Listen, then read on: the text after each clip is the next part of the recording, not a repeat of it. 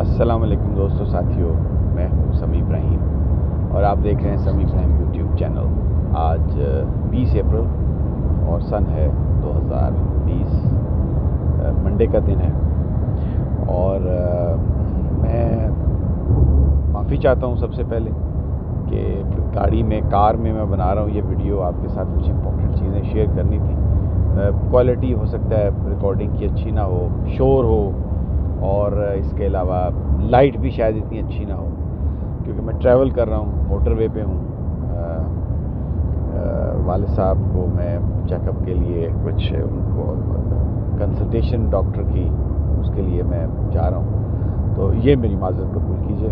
अब इम्पॉर्टेंट चीज़ें हैं 2-3 जो मैं आपके साथ शेयर करना चाह रहा हूँ। एक तो ये कि मैंने अपनी वीडियो में आपसे कहा था कि डॉक्टर ज़फ़र मिर्ज़ा साहब का जाना ठहर चुका है और आप देख रहे हैं कि वो बैकफुट में चले गए हैं और अगले चंद दिनों में इसका मुकम्मल ड्रॉप सीन होने वाला है इस सारी कहानी का। फिर मैं आज आपको ये बताऊंगा कि जो एक इम्पॉर्टेंट मुलाकात हुई है ऐवान सदर में प्राइम मिनिस्टर इमरान खान, सदर आरिफ अलवी साहब और DGISI के दरमियान। ये मुलाकात पहले तो प्रेसिडेंट और प्राइम मिनिस्टर के बीच हुई, 1-on-1 थी, फिर उसको DGISI ने भी ज्वाइन किया। बड़ी वैसे तो रूटीन है ये DGI का प्राइम मिनिस्टर से मिलना, लेकिन इससे पहले इन मुलाकातों से पहले यानी प्राइम मिनिस्टर की DGI से एक अलहदा मुलाकात हुई।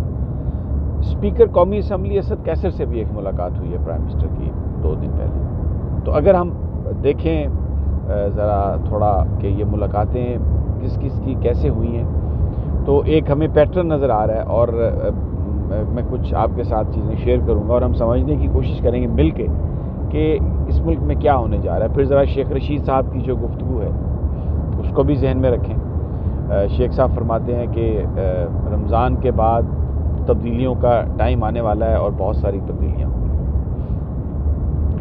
दूसरा जो नैब ने, अच्छा ये जो मुलाकात है सारी, इसमें ये बात भी जो तहरीक इंसाफ की जो अपनी इस वक्त पार्टी की जो अंदर जो एक मामला चल रहा है जहांगीर तरीन साहब का, खुसरो बख्तियार साहब का, उसके हवाले से भी इसकी एक बड़ी अहमियत है, क्योंकि नैब ने ये कहा है कि वो बाकायदा इन्वेस्टिगेशन करेगी और ये जो शुगर स्कैंडल और आटा स्कैंडल के जो करैक्टर्स हैं इनके बारे में तहकीकात करेगी। तो ये एक बड़ी इंपॉर्टेंट डेवलपमेंट है और इसका बड़ा इम्पैक्ट आएगा, पॉलिटिकल इम्पैक्ट भी इसका आएगा।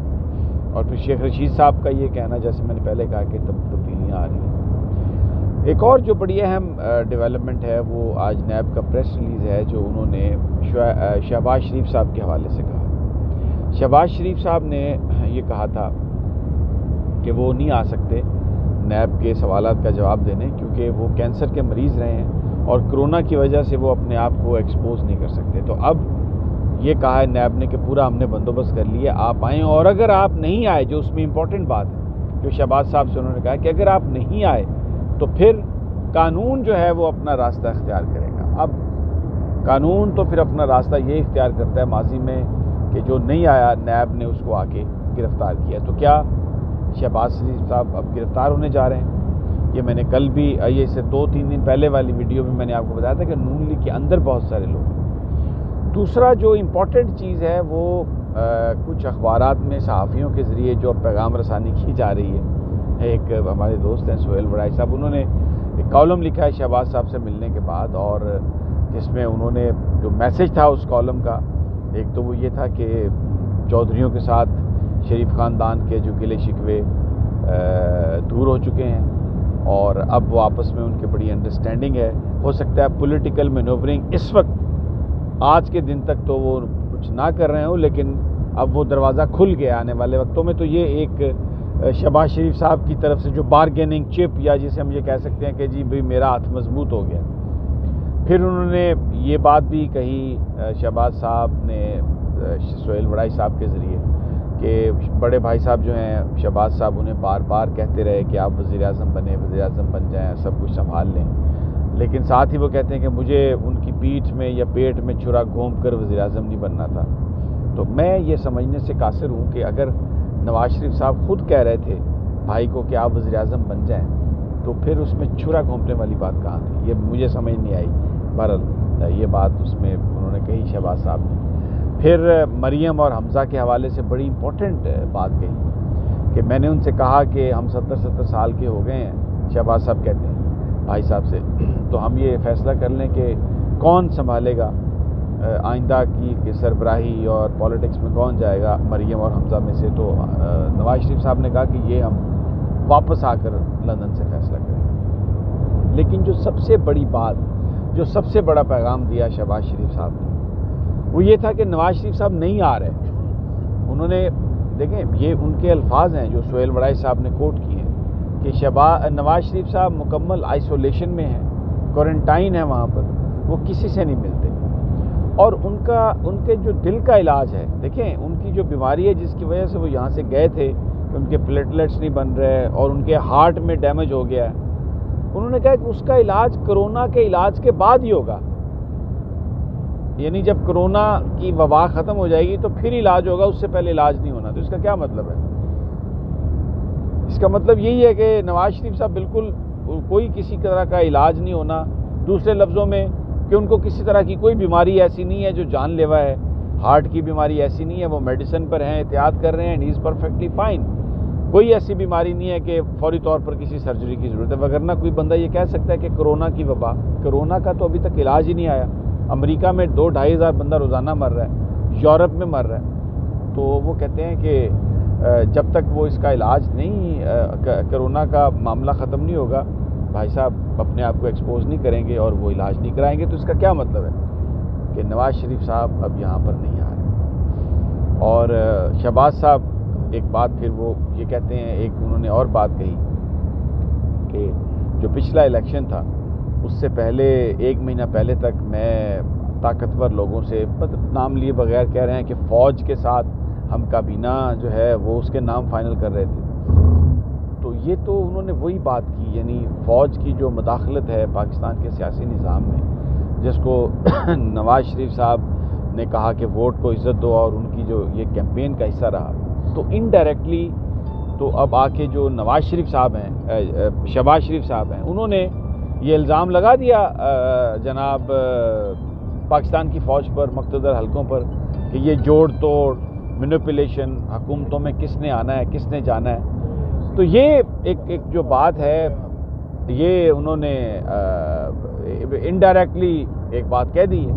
تو یہ بڑی ایک عجیب سی بات ہے کہ اگر وہ یہ چاہتے ہیں ایک طرف کہ ریکنسیلیشن ہو اور وہ پل کا کردار ادا کر سکتے تھے اور وہ کر رہے ہیں، تو بہرحال یہ جو ایک بڑا وہ جو ایک کنفیوز سا انٹرویو تھا جو سہیل وڑائی صاحب نے تحریر کیا ان کا. تو اب بہرحال دیکھتے ہیں کہ کیا اس کی صورتحال بنتی ہے. تو میں اب دوسری خبروں کی طرف آتا ہوں، اور اس میں جو سب سے ایک اہم بات ہے وہ یہ ہے کہ آج جو DGISI اور صدر صاحب کی جو ملاقاتیں ہوئیں، اس حوالے سے ایک بڑی، یعنی جو شہر میں چیمگوئی ہیں. لیکن ایک بات تو طے ہے، پرائم منسٹر صاحب، جیسے میں نے آپ کو سیکوینس بتائی ہے، پرائم منسٹر صاحب پہلے ملے ہیں اسپیکر سے، اسد کیسر صاحب سے، اور اس کے بعد وہ پھر DGISI سے ملے، اور پریزیڈنٹ عارف علوی سے پھر ان کی ملاقات ہوئی، اور پھر DGISI نے ان کو جوائن کیا. تو اس کا بڑا گہرا تعلق ہے آنے والے دنوں میں، وہ جو سیاست ہے اس کا اس سے بڑا گہرا تعلق ہے. اور کیونکہ جو میں نے آپ کو بتایا، نیب نے جو یہ بات کہی ہے کہ وہ شوگر سکینڈل اور آٹا سکینڈل کے حوالے سے تحقیقات کریں گے، تو اس کے بعد اس کا ڈیفینیٹلی اب یہ ہوگا کہ اگر ریفرنس بنتے ہیں جہانگیر ترین صاحب کے حوالے سے، مخدوم خسرو بختیار کے حوالے سے، تو جو تحریک انصاف کے اندر سے کچھ لوگ ٹوٹیں گے، تو اس کو کیسے کور کیا جائے گا، مجھے تو یہ سمجھ آ رہی ہے. اس میں اسد کیسر صاحب سے بھی ملاقات ہوئی. دیکھیے، ماضی میں جب تحریک انصاف نے استعفے دیے تھے تو مسلم لیگ نون نے جو کارڈ کھیلا تھا، ایاز صادق صاحب نے وہ تحریک انصاف کے استعفے ایکسیپٹ ہی نہیں کیے تھے. انہوں نے مختلف اس میں قانونی معاملے اٹھا دیے کہ جی ہر ایک ممبر سے ملاقات ہوگی اور وہ پھر خود ذاتی طور پر بتائے گا، اور اس کے بعد پھر اس کا استعفی ایکسیپٹ کیا جائے گا یا ریجیکٹ کیا جائے گا. تو انہوں نے، کیونکہ انہیں پتہ تھا کہ اتنی بڑی تعداد میں اگر تحریک انصاف کے استعفے ایکسیپٹ ہو گئے تو یہ سسٹم کو ایک بڑا دھچکا لگے گا، اب اسپیکر کا رول بہت اہم ہے، اور پھر صدر پاکستان جوائنٹ سیشن بھی بلا سکتے ہیں۔ اور ایک بات میں آپ کو بتاؤں، پچھلے دنوں صدر پاکستان عارف علوی کا کردار بہت بڑھ گیا۔ وہ کیسے بڑھا ہے؟ انہوں نے یہ جو علماء کے حوالے سے مختلف جو مذہبی پارٹیز ہیں ان لوگوں سے ملاقاتیں کی، اور مولانا سب سے جو اہم ان کا بریک تھرو ہوا وہ مولانا فضل الرحمان کے ساتھ ہوا۔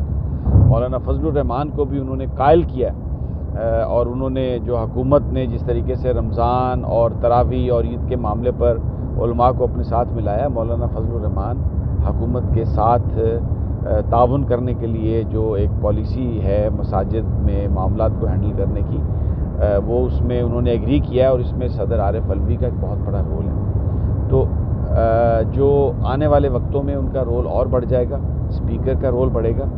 اور اب اگر میں نے جیسے پہلے کہا کہ نیب جو ہے وہ شہباز صاحب کو گرفتار کرنے والی ہے، اگر وہ نہیں جاتے تو شہباز صاحب نے بھی کہا ہے کہ مجھے بھی اندازہ ہے کہ کیا ہوگا۔ تو یہ بڑا ایک دیکھنے والی چیز ہے کہ وہ 22 تاریخ کو جب ان کو بلایا گیا وہ جاتے ہیں یا نہیں جاتے، اور اگر وہ نہیں جاتے تو نیب ان کو گرفتار اگر کرتی ہے تو ملک میں کنفرنٹریشن میں اضافہ ہوگا۔ حکومت کو بھی پتہ ہے کہ کوئی احتجاج نہیں ہو سکتا، لاک ڈاؤن ہے، اور لوگ کرونا کی وجہ سے گھروں میں دبے ہوئے ہیں، پولیٹیکل ایکٹیویٹی نہیں ہو رہی اس طرح کی کوئی۔ تو اگر انہوں نے ان کو پکڑنا ہے تو وہ ان کو پکڑ سکتے ہیں، لیکن ایک سوال ہے یہاں پر کہ اگر نیب شہباز صاحب کو گرفتار کر لیتا ہے تو عدالت میں اس کو جسٹیفائی کرنا بہت بہت مشکل ہوگا، اس لیے کہ ایئرپورٹس بند ہیں، فلائٹ پاکستان سے نہ کوئی جا رہی ہے نہ کوئی آ رہی ہے۔ تو ان سے کیا خطرہ ہے ان کے بھاگنے کا، جس کی وجہ سے نیب انہیں گرفتار کرے گی۔ اور پھر شہباز صاحب جو ہیں وہ کہتے ہیں کہ ویڈیو لنک پر میں ہر طرح کی بات کرنے کے لیے تیار ہوں۔ تو ان حالات میں یہ جو ساری کہانی جو مستقبل میں جو پالیٹکس کی ہونی ہے، گروپوں کا جو جوڑ توڑ ہونا ہے، وہ اس حوالے سے اہم فیصلے ہوئے ہیں۔ صدر عارف علوی اپنا رول ادا کریں گے، اور D G I S I کی طرف سے تو ظاہر ہے وہ پرائم منسٹر کو پوری ہدایت وہ انفارم کرتے ہیں۔ تو جو ہورڈنگ ہے، جو ذخیرہ اندوز ہیں، جو قبضہ مافیا ہے، ان کے خلاف بھی ایجنسیز کا جو استعمال ہے اس کا بھی فارمولہ جو ہے وہ طے کیا گیا تاکہ رمضان میں چیزوں کی قیمت نہ بڑھ سکے، اور جو کوئی بھی ذخیرہ اندوزی کرنے کی کوشش کرے اس کو واقعی ایک مثالی انداز میں اس کو سزا دی جائے۔ تو بہرحال امپورٹنٹ چیزیں، اور آنے والے دنوں میں جیسے جیسے انفولڈ ہوں گی میں آپ کے ساتھ وہ شیئر کروں گا۔ اور ایک دفعہ پھر معذرت ویڈیو کوالٹی پر، لیکن انشاءاللہ جلد آپ کے ساتھ ملاقات پھر دوبارہ ہوگی۔